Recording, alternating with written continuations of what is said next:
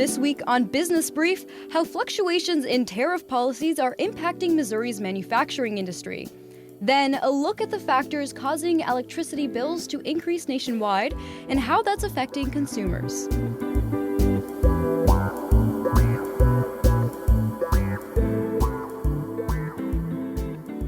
Welcome to Business Brief, Missouri Business Alert's podcast focused on the business news and issues shaping the state.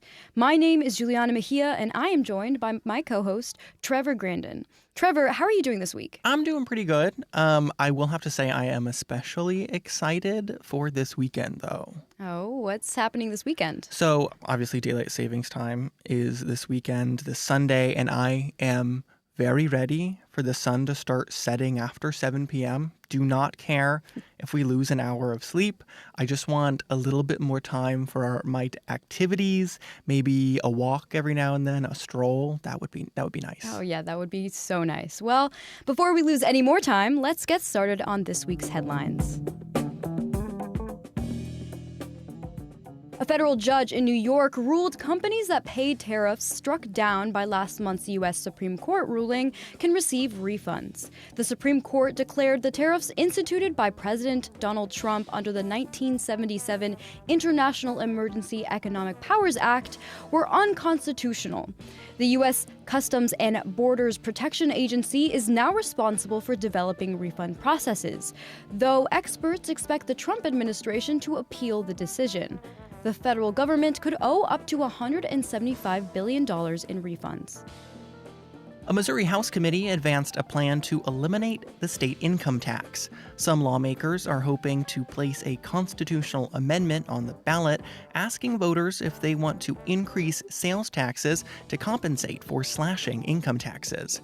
Republicans said the shift will give taxpayers more power to decide how their money is spent, while also allowing Missouri to stay competitive with states that don't have income taxes.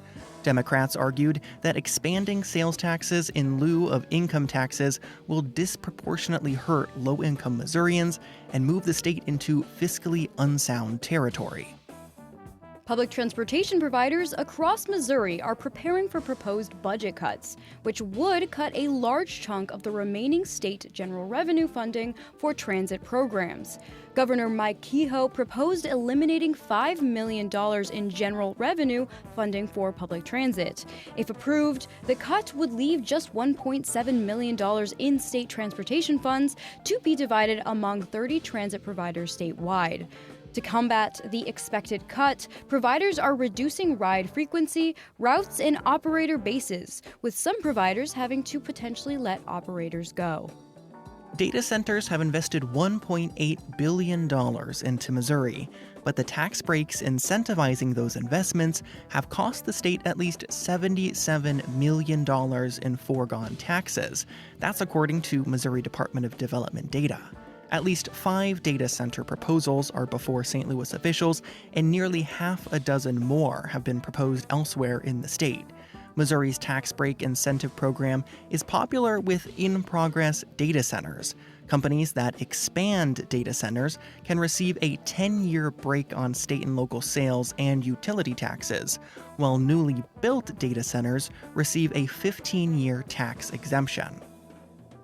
Missouri took in just shy of $138,000 in tax revenue from over $385 million in sports bets in January, the second month of legal wagering in the state. The tax revenue was down almost 75% from December, and overall money wagered declined about 29%. The low tax revenue can be attributed, at least partially, to the continued use of promotional bets, according to new data from the Missouri Gaming Commission. The state allows sportsbooks to deduct up to 25% of their total taxable revenue for the free bets given to incentivize gambling.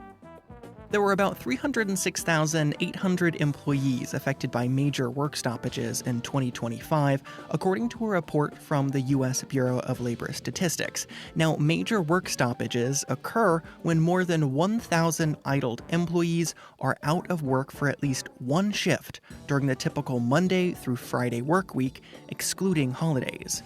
There were 30 work stoppages last year, marking a slight decrease from the 31 reported in 2024. Nearly 200,000 of the idled employees worked in the education and health services sectors. We'll be right back with Business Brief after a word from our sponsor. Are you ready to be inspired and empowered? Since 2023, That's What She Said Columbia has provided a platform for local women's voices, strengthening our community through the power of storytelling. On Saturday, April 11th at 7 p.m. at the Missouri Theater, the 4th annual That's What She Said Columbia will feature the intimate, powerful stories of 9 women from our community. 25% of the ticket sales will go to the Voluntary Action Center to provide essential hygiene products for women in need. Find us at columbia.shesaidproject.com and purchase your tickets now.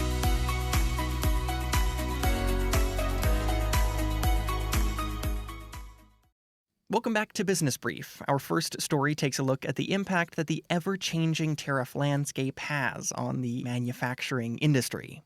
I know there's been a lot of changes to tariff policies over the past year, especially after many of them were struck down by the U.S. Supreme Court last month. Exactly, and that has created a lot of uncertainty for businesses. So how is the manufacturing industry reacting to this? Well, that's what reporter Riley Hindle wanted to find out. She spoke with Mamoun Ben Mamoun, an associate professor of international business at St. Louis University, to learn more. Here's part of that conversation. Mamoun, thank you so much for joining me today. I appreciate you taking the time to talk with me about tariffs and the current landscape for that. So before I look too far ahead of what this new round of tariffs mean, I want to start and get an idea of what this past landscape of tariffs looked like, especially in regards to the manufacturing industry. If you look at our state, it's big in international trade. We are totally immersed in international business. We are ranked as number 8 in the United States in terms of export. And the manufacturing is a big part of it. In fact, we have the export of goods, if I am correct. We have 19 billion in good export, and it was a record high in 2024. So, especially when we're talking about tariffs that are impacting the manufacturing industry, what materials have you seen be the most impacted by tariffs? There was a survey that was done with the manufacturers in our states, and the biggest complaint they had, they say, is raw materials. It was the big top concern, actually. The survey shows like 72% cite tariff, raw materials tariff as the top concern they have. So, given the fact that manufacturing bring 50 billion in value added, so the tariff will have huge negative impacts in our states. There is also, and then there is also the ripple effects. I know we are talking about manufacturing, we are talking also about agricultural companies and stuff like that, lumber, forest products, but also the housing and construction, because they are related to it. So we cannot just look at one side and forget the other. And that, I can see how that could be a huge concern, considering that the topic of affordable housing is already something that's been widely discussed. Oh, absolutely. And then you can look at even the big corporations. Usually big corporations, they have enough resources to withstand tariff for a certain period of time, but small businesses, not much. In the case of major corporations, they are also hit very hard. You talk about manufacturing. Well, take Boeing, for instance. Let's talk St. Louis operations, for instance. Well, they rely on aluminum, and aluminum was hit also by tariffs. So all aerospace export and aluminum exposure will be felt at Boeing.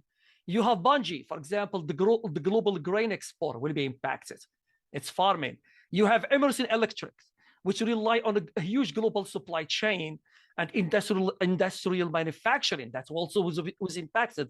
You have Olin, which is rely on chemical and global commodity that also has been impacted by the tariffs.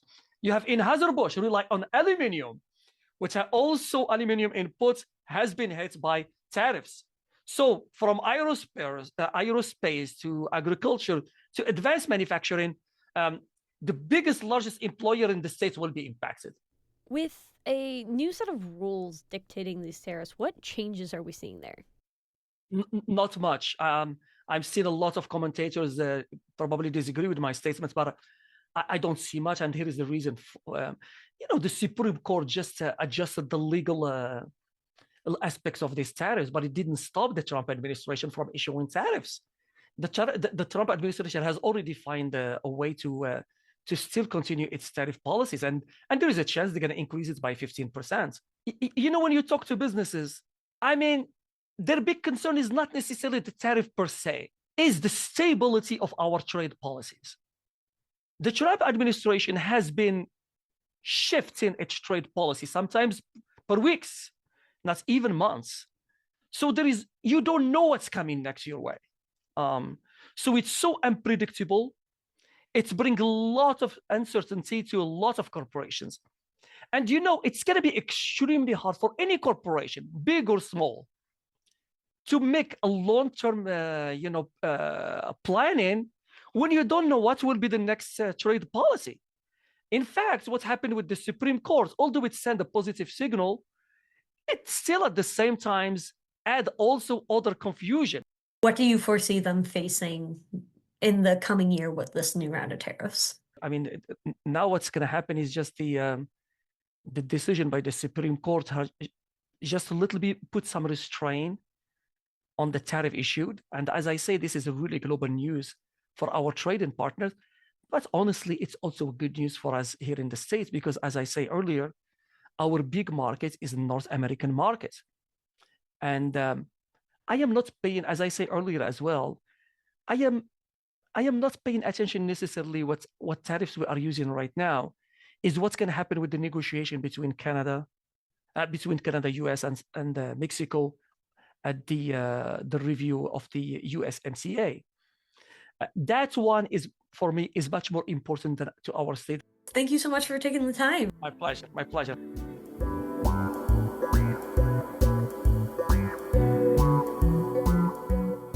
Our next story touches on a common concern among Americans: affordability, specifically when it comes to electricity costs. Hopefully, people will get a little break from high electricity bills now that it's warming up a little bit outside. We can hope, but electricity bills have increased nearly 40% since 2021, so there may not be as much relief coming as people hope.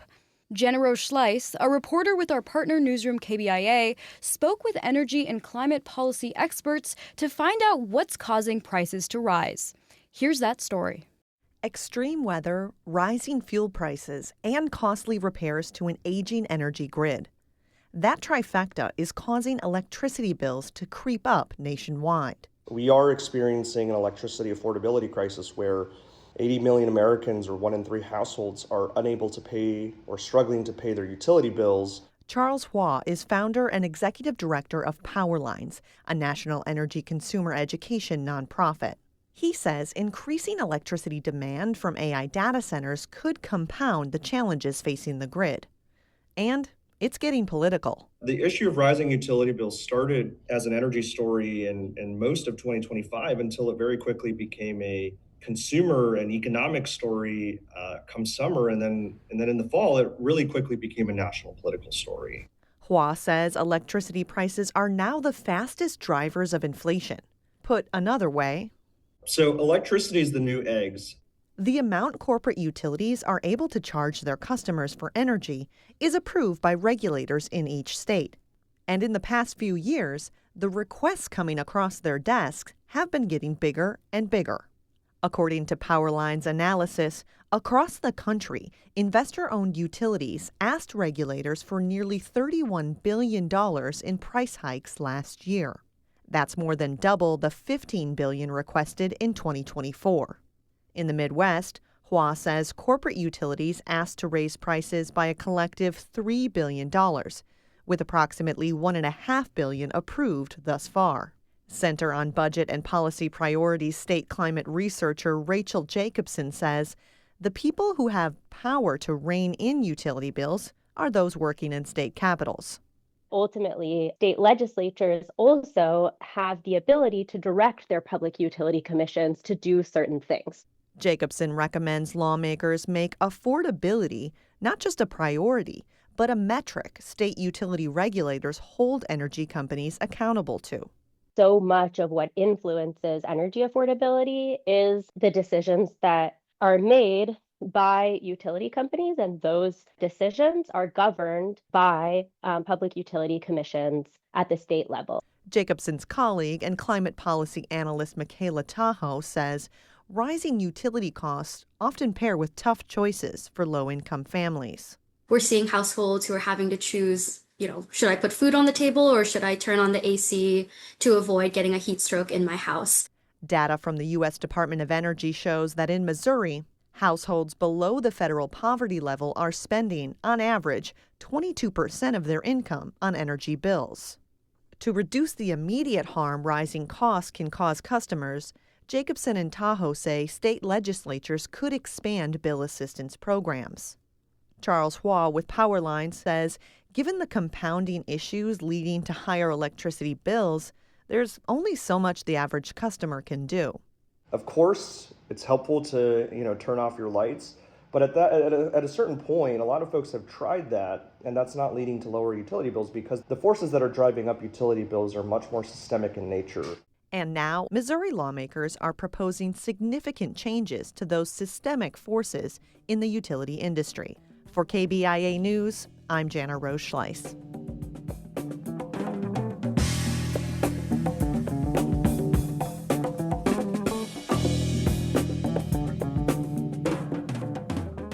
It is now time for us to get into our words of the week.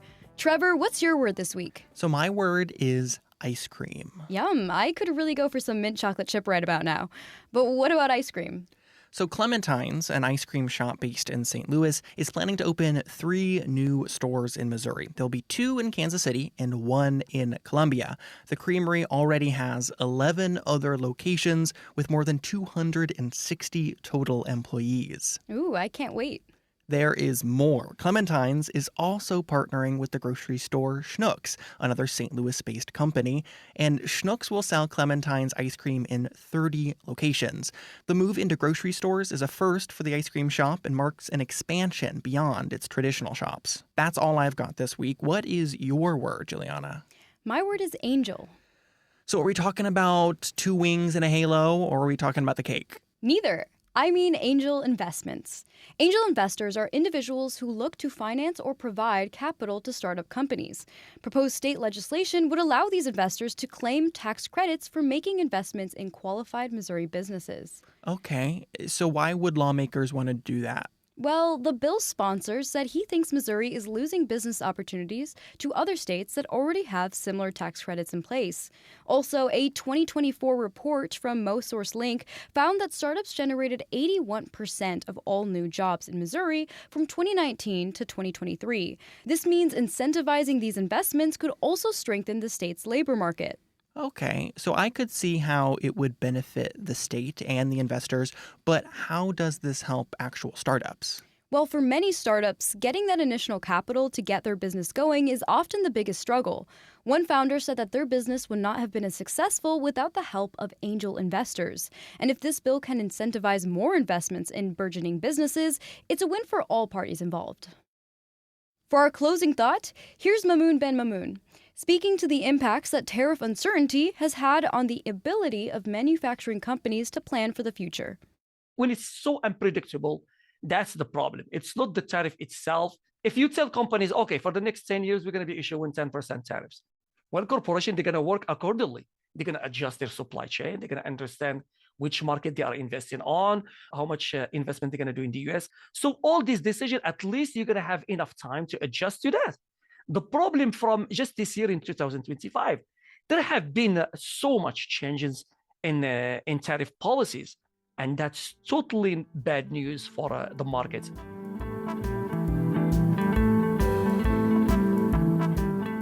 Well, that is all for this week. The M33 Project provided the music for this episode. For my co-hosts, Trevor Grandin, and editors Macklin Frazzini, Kelly DeRuke, and Michael Stacy, I'm Juliana Mejia, and this has been Business Brief. Thank you for listening, and we'll talk to you next week.